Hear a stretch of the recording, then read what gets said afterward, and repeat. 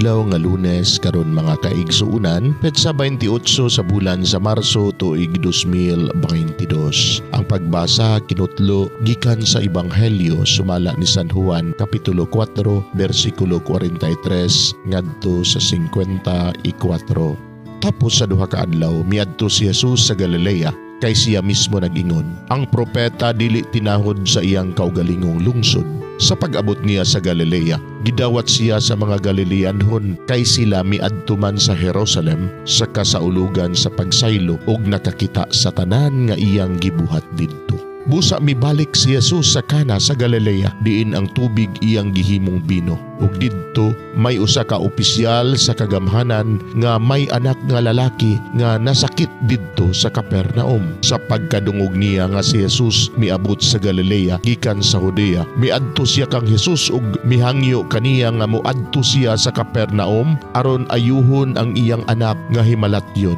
Si Jesus bingon kaniya, "Wala gayud kaninyo'y mutuo kanako gawas kon makakita kamog mga milagro." Ang opisyal bitubag, "Sir, kuyog na intahon kanako sa dili pa mamatay ang akong anak." Si Jesus mitubag kaniya, "Lakaw na, kay ang imong anak naayo na." Mituo ang tao sa gisulti ni Jesus ug mipauli siya. Samtang nagpadulong siya sa iyang balay, gikatagbo siya sa iyang mga sulugoon ug gibalitaan nga naayo na ang iyang anak. Unya iya silang gipangutana unsang orasa naayo ang iyang anak ug sila mitubag, "Gahapon sa alauna gihuwasan siya sa hilanat." Unya nahinumdum ang amahan nga maugayod kadtong orasa nga gisultian siya ni Jesus nga naayo na ang iyang anak. Busa siya og ang tanang sakop sa iyang panimalay mituo kang Jesus. Mao kini ang ikaduhang milagro nga gihimo ni Jesus sa pag-abot sa Galilea gikan sa Judea.